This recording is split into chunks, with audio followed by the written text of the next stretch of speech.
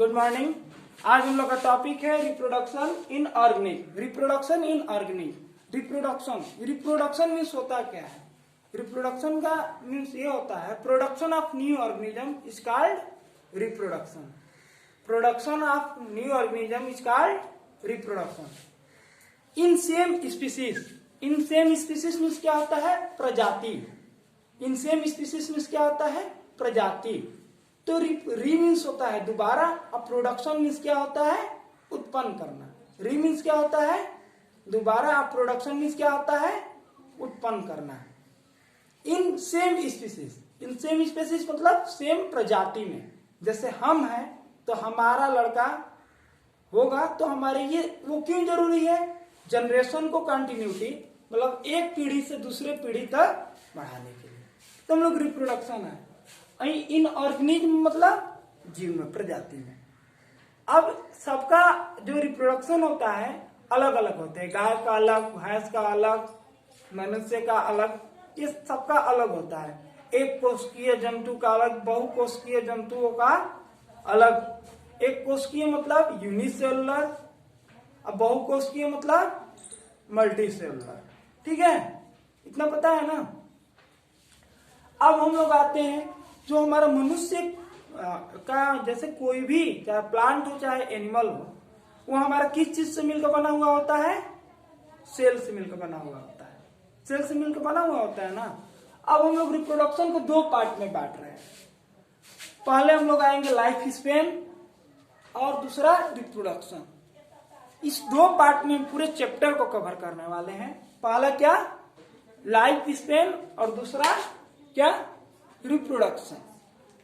अब life span क्या होता है? अब आपके दिमाग में आता होगा ये लाइफ स्पेन होता क्या है।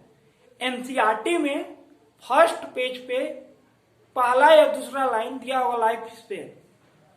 बर्थ से लेकर नेचुरल डेथ तक को जो बीच में जो पीरियड होता है, जो समय होता है, उसको हम लोग क्या बोलते हैं?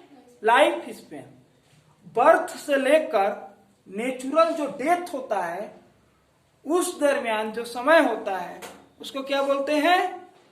Life span. इतना क्लियर है? जब आप एनसीईआरटी पढ़ रहे होंगे, जब आप 12th का या 10th का बुक खोल रहे होंगे, इस पेज पे एक वैज्ञानिक का नाम दिया है, बहुत ही आदर से उनका नाम लिया जाता है। उनका नाम है पंचानन माहेश्वरी। अगर जैसे ही हम लोग कोई शुभ कार्य करते हैं उससे पहले भगवान को याद करते हैं, इसी तरह एनसीईआरटी पढ़ते हैं हम लोग, और एनसीईआरटी में बॉटनी हम लोग देखते हैं, तो सबसे पहले पंचानन माहेश्वरी के बारे में हम लोग थोड़ा सा दो लाइन जाने। भाई ये पंचानन माहेश्वरी क्या मतलब कौन है? पंचानन माहेश्वरी एक बॉटनिस्ट है। अब बॉटनी किसे कहते हैं? जो वनस्पति विज्ञान के अध्ययन करता है उसको हम लोग क्या बोलते हैं? बॉटनिस्ट बोलते हैं। ठीक है, और जो जीव विज्ञान का, जो जंतु विज्ञान का अध्ययन करता है उसको क्या बोलते हैं? जूलॉजिस्ट बोलते हैं। इतना क्लियर है ना आप लोग को? तो पंचानन माहेश्वरी क्या थे? एक बॉटनिस्ट थे। उन्होंने प्लांट टिम्प्रियो के बारे में बहुत डिटेल पढ़ा था। उन्होंने रिसर्च किया था किस पे? प्लांट टिम्प्रियो के बारे में। एनसीईआरटी के फर्स्ट लाइन में है, और ये बहुत बार जिक्र भी होता है पंचानन माहेश्वरी के बारे में, इसलिए मैंने आपको बता दिया। अब लाइफ स्पेन बता दिया। लाइफ स्पेन होते क्या है? एक चीज है और, लाइफ स्पेन किसी साइज के ऊपर डिपेंड नहीं करता है।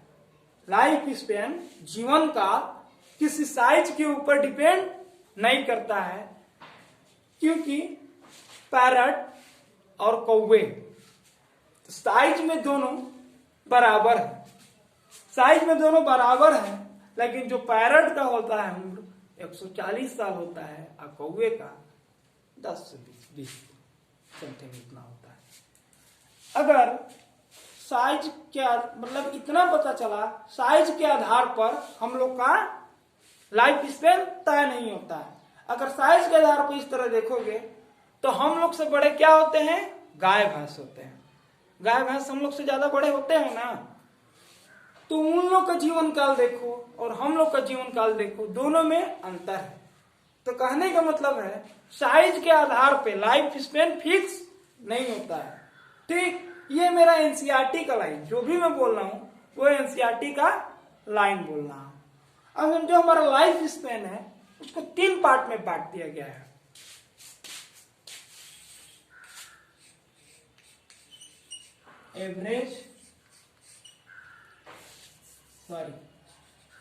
मैक्सिमम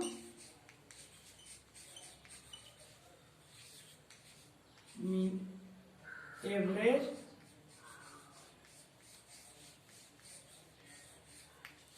और एक्सपेक्टेंसी।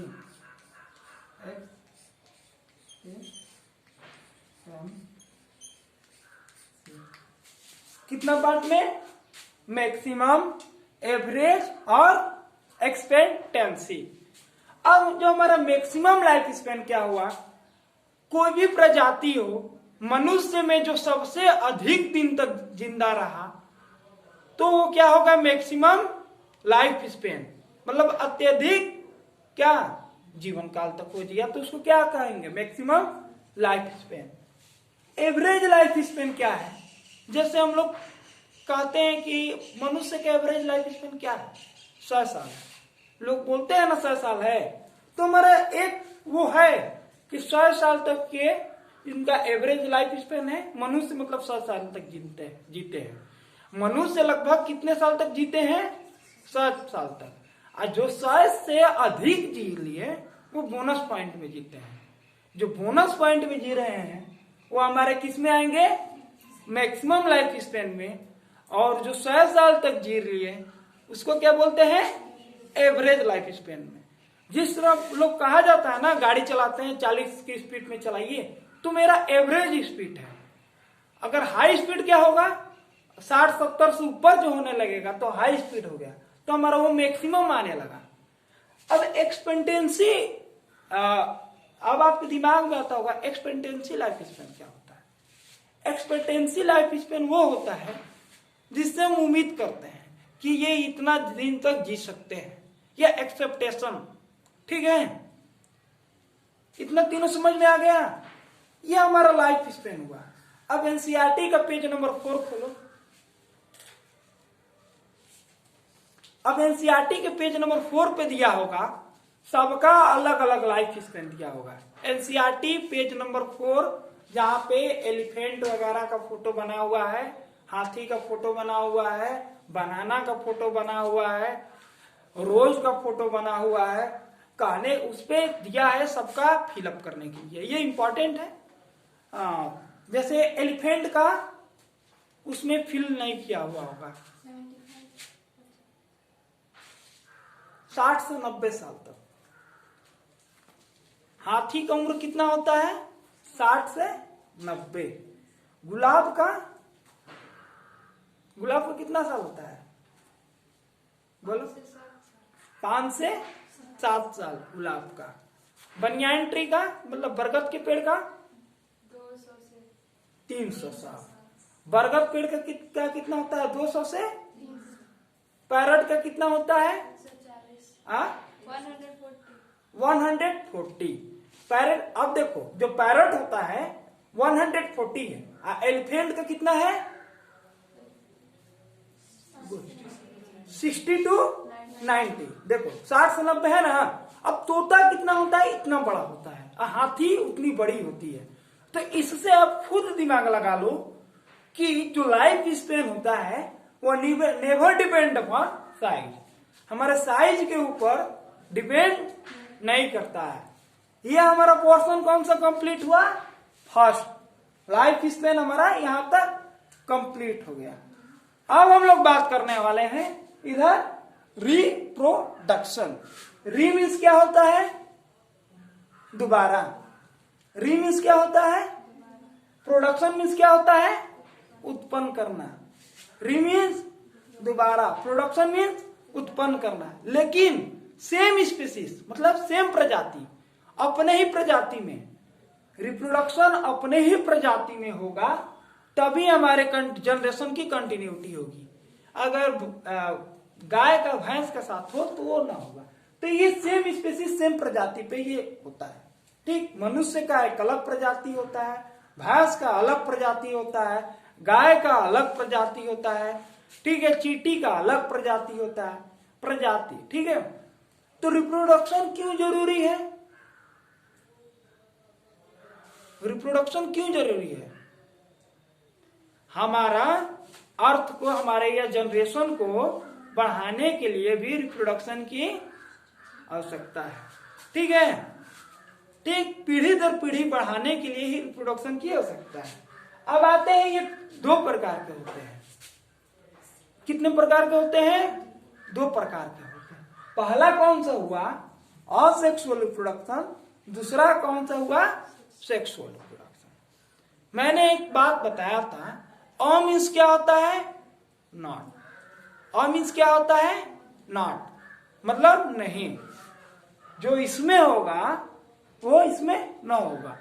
लेकिन कहा जाता है कि कोई भी काम करिए उसमें एक कमी रह जाती है, अपवाद होता है। तो कोई बोले तो ये चीज इसमें ना होती है, लेकिन कोई अपवाद आ जाता है, ठीक। अब असेक्सुअल रिप्रोडक्शन और सेक्सुअल रिप्रोडक्शन दोनों में हम लोग डिफरेंस देख सकते हैं, मतलब अंतर देखते हैं। लैंगिक जनन और अलैंगिक, हिंदी में क्या बोल देंगे? लैंगिक और अलैंगिक। समझ में आ रहा है ना? समझ में आ रहा है ना? इंग्लिश, हिंदी इंग्लिश दोनों मिक्स करके बोलना है। लैंगिक और अलैंगिक, लैंगिक रिप्रोडक्शन और अलैंगिक रिप्रोडक्शन। जो लैंगिक रिप्रोडक्शन होते हैं, हाँ सॉरी, एक मैं लाइफ स्पैन बता रहा था, उसमें मैंने एक पॉइंट बताना भूल गया, एक सेक्शन की बात आई कि कोई भी अगर कोई भी है वो आया है तो मरेगा जरूर, लेकिन इसमें भी एक अपवाद है जो नहीं मरता है। अब बताओ क्या है? क्या है पता है? क्या होता है? कौन नहीं मरता है? असेक्सुअल रिप्रोडक्शन वाले single celled organism, single cell organism नहीं मरते हैं। जो एक कोशिकीय जंतु होते हैं वो जल्द ना मरते हैं, ठीक। जैसे अमीबा है, अमीबा है, अमीबा है ना, ये अमीबा है।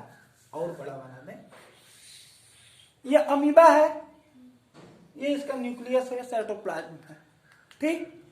जब ये बूढ़ा होने लगेगा तो ये क्या करेगा? अपने डीएनए ट्रांसफर कर देगा, अपने दो डॉटर अमीबी बना देगा। तो सिंगल सेल्ड ऑर्गेनिज्म जल्द नहीं मरते हैं। मैं बोला था कि कोई भी चीज हो उसमें एक दो अपवाद आ ही जाते हैं, ठीक। तो ये सिंगल सेल्ड ऑर्गेनिज्म वो क्या होते हैं? नहीं मरते हैं, अमर होते हैं, ठीक है।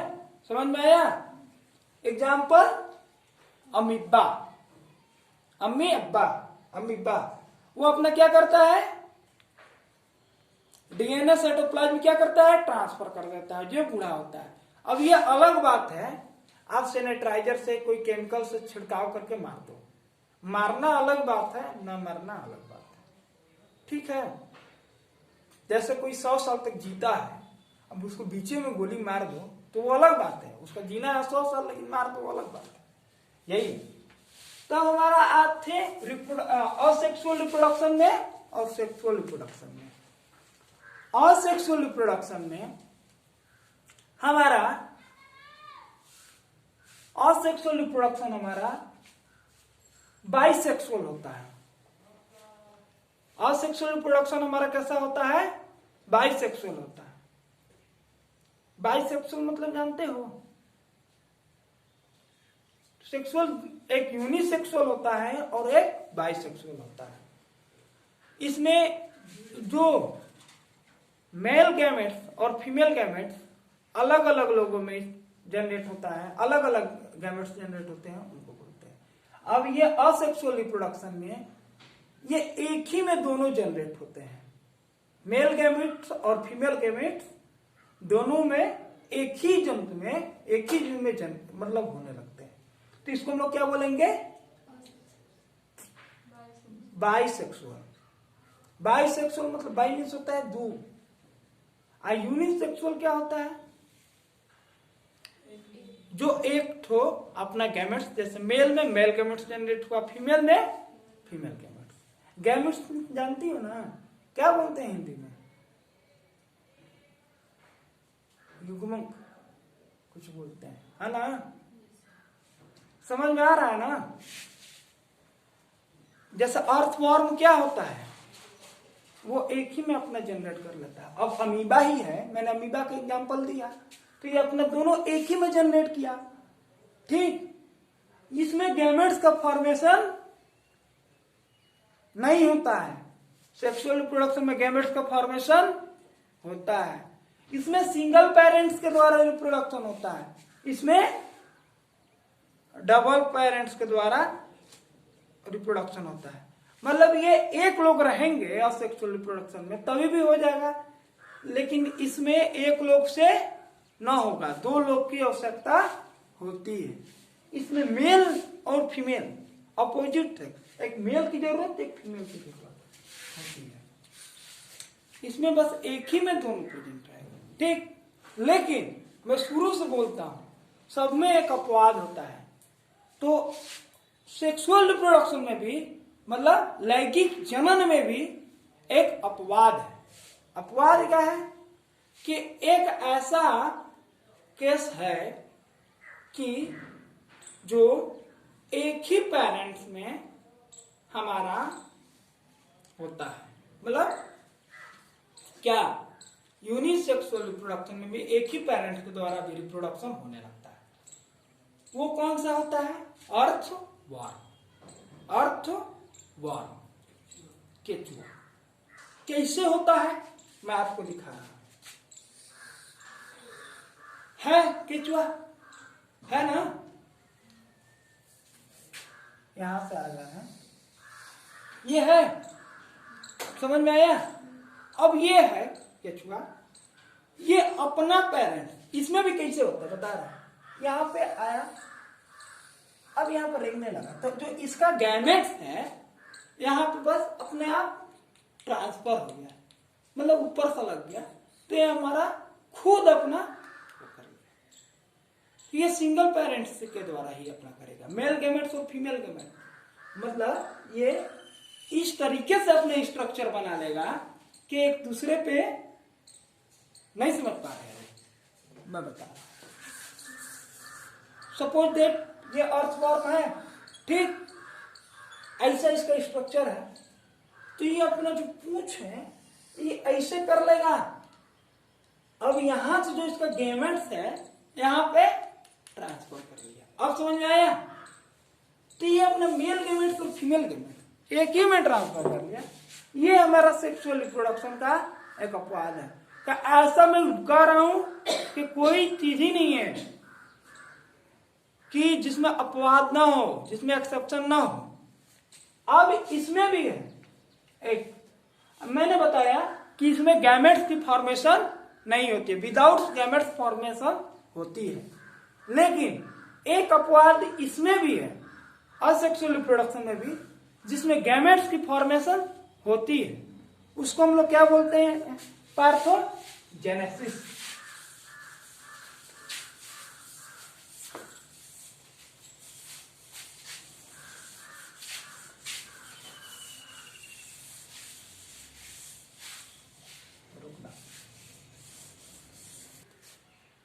अब हम लोग देखने वाले हैं पार्थोजेनेसिस।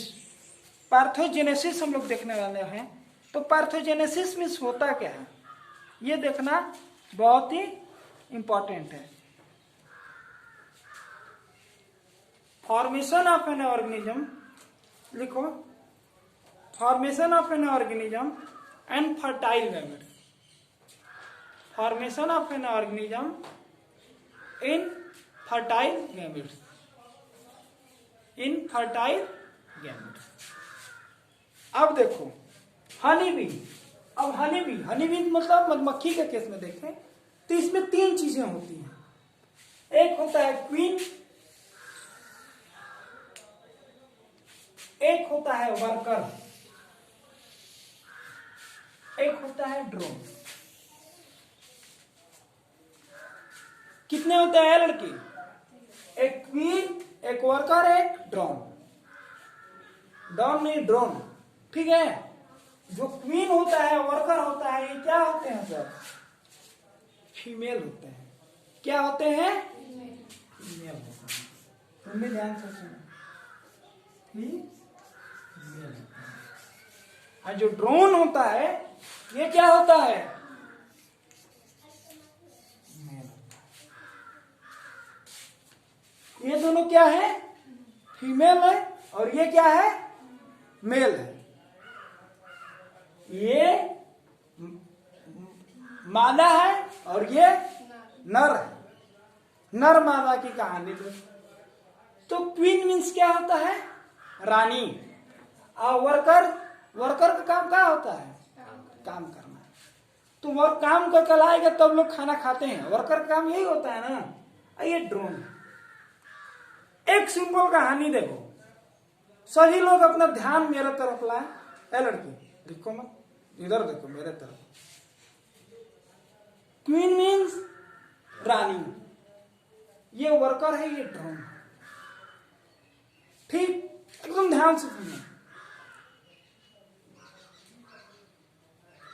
क्वीन के पास, क्वीन आई, वर्कर खाना तैयार कर रहा है। अब ये क्वीन जैसे ही ड्रोन, जो बहुत सारे ड्रोन गए, बहुत सारे ड्रोन, समझ लो ये मेरा हाथ जो है पंजा, ये ड्रोन है। ठीक है। ये बहुत सारे ड्रोन, 5 ड्रोन जा रहे हैं, ये क्वीन के पास आए। एक पहला मेरा हाथ जो है 4 ठो पीछे रह गया, पहला जाकर ये क्वीन से मिल गया। अब क्वीन के पास जो मिल गया, वो गैमेट्स का फॉर्मेशन कर दिया। वो अपना गैमेट फ्यूज कर रहा है, मतलब रिप्रोडक्शन करने लगा क्वीन के साथ मिलकर। और जो बाकी ड्रोन रहते हैं, वो क्या हो गए? 4 ठो बच गए। जो 4 ड्रोन हैं, वो हमारे मर गए। अब भाई खाना मिलेगा नहीं तो क्या होंगे? मर जाएंगे। लेकिन जो एक ड्रोन है क्वीन के पास, एक ड्रोन कहां बचा है लड़की? क्वीन के पास है ना। अब बहुत सारे ड्रोन है, और 5 ड्रोन में से बस कौन सा ड्रोन गया?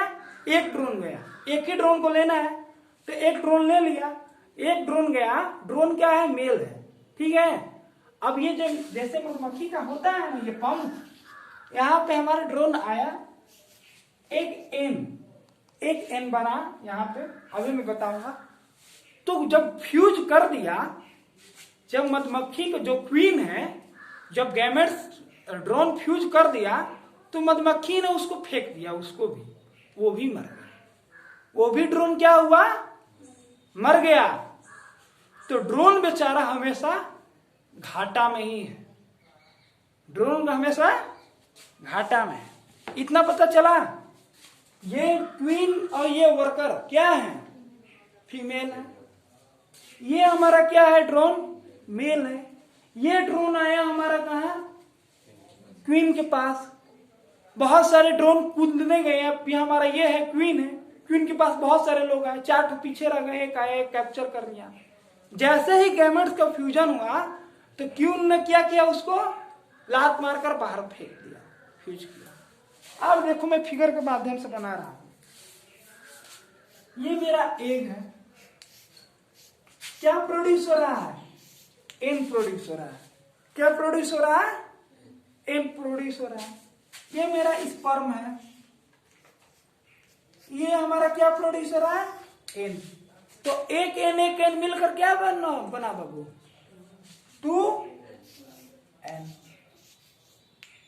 2n बना। लेकिन एक चीज और, अब ये जो चीजें हुई हैं, ये हमारा मैक्सिमम फीमेल ही बनाएगा। अब जो हमारा 2n बना है, वो हमारा क्या बनेगा? फीमेल ही बनेगा। अब बहुत कम ऐसे चांसेस रहेंगे जो वर्कर बनाएंगे, जो वर्कर बनाएंगे। वर्कर भी तो हमारा फीमेल ही है ना। क्वीन और वर्कर का हमारा फॉर्मेशन फिर यहां से होगा। ठीक, बहुत कम चांस रहते हैं कि ड्रोन बनाएंगे। मैक्सिमम क्या चांसेस रहता है? फीमेल ही बनाता है। जो हमारा नया ऑर्गेनिज्म बना, तो क्या बना? ये हमारा सारा केस किसका है?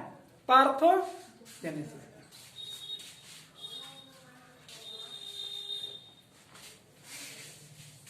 तुमसे सब पूछेंगे ये असेक्सुअल और सेक्सुअल रिप्रोडक्शन में एक चीज है, सेक्सुअल रिप्रोडक्शन में अगर एग्जैक्ट कॉपी ना होता है, लेकिन असेक्सुअल रिप्रोडक्शन में जैसे मम्मी पापा हैं वैसे लड़के भी होते हैं। असेक्सुअल रिप्रोडक्शन में जैसे मम्मी पापा हैं वैसे लड़के भी होते हैं। जैसे अमीबा का एग्जांपल आप देख लीजिए, क्या अमीबा का एक जो डॉटर अमीबा रहता है उसका अलग होता है? नहीं ना, सेम होता है कि नहीं? और एक एग्जांपल हम आपको बता रहे हैं,